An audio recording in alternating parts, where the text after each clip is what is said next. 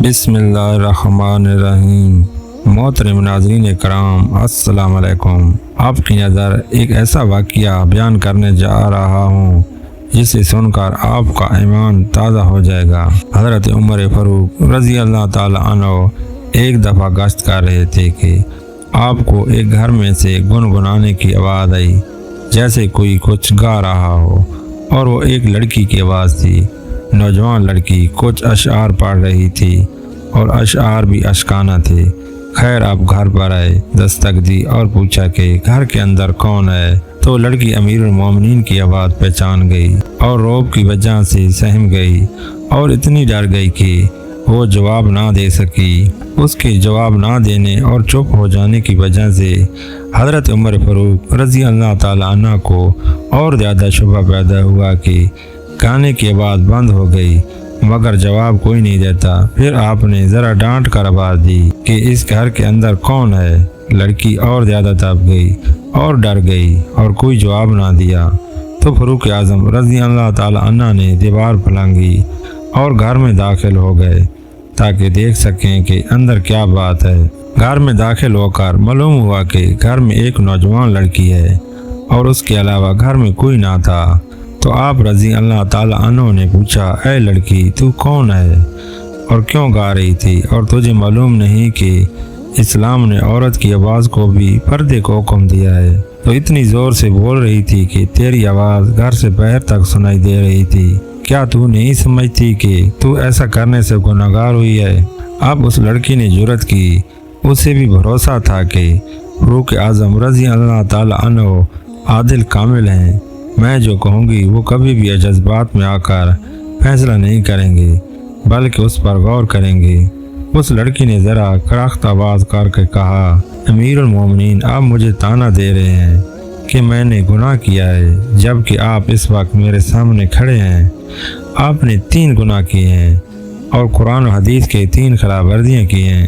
بس پھر فاروق اعظم رضی اللہ تعالی عنہ ٹھنڈے ہو گئے کہ رایا کی ایک لڑکی امیر المومنین کو ڈانٹ دے تو جذبات ابھرنے چاہیے تھے، انہیں اشتعال پیدا ہونا چاہیے تھا، لیکن جب اس نے کہا کہ آپ نے 3 گناہ کیے ہیں تو فوراً آپ سہم گئے اور مغلوب ہو گئے۔ فرمایا، بہن میں نے کیا گناہ کیے ہیں؟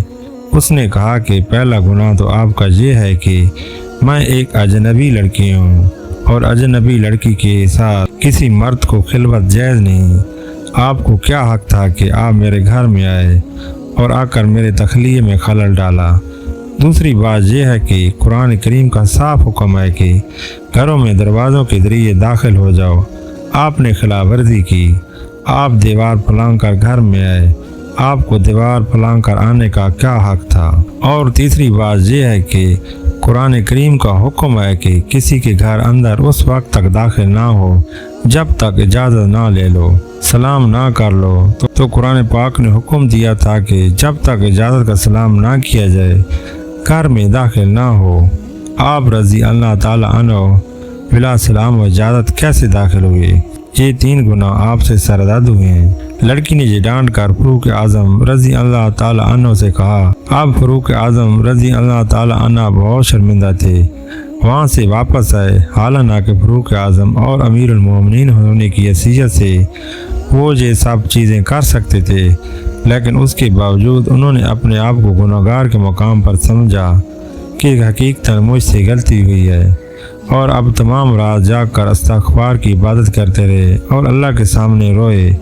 صبح کو ضابطے کے مطابق آدمی بھیجا کہ اس لڑکی کو دربار خلافت میں حاضر کرو۔ چنانچہ لڑکی لائی گئی۔ آپ نے فرمایا، بہن اللہ تجھے جزا خیر دے، تو نے مجھے میری غلطی پر متنبہ کیا، میں نے تمام رات اللہ کے سامنے استغفار کیا اور توبہ کی، میں تیرا احسان مند ہوں، لیکن اب حیثیت امیر المومنین ہونے کے تجھ سے پوچھتا ہوں کہ وہ گانا بجانا کیسا تھا اور تو کیوں گا رہی تھی؟ تجھے ایسے اشکانہ اشعار پڑھنے کا کیا حق ہے؟ لڑکی نے کہا، امیر المومنین اصل واقعہ یہ ہے کہ میں نوجوان لڑکی ہوں اور بھرپور جوانی ہے، اور ابھی 15 دن پہلے میری شادی ہوئی ہے، میرا خاوند بھی نوجوان ہے۔ آپ رضی اللہ تعالیٰ نے اس کو فلاں محاذ پر فوج کے ساتھ بھیج دیا ہے۔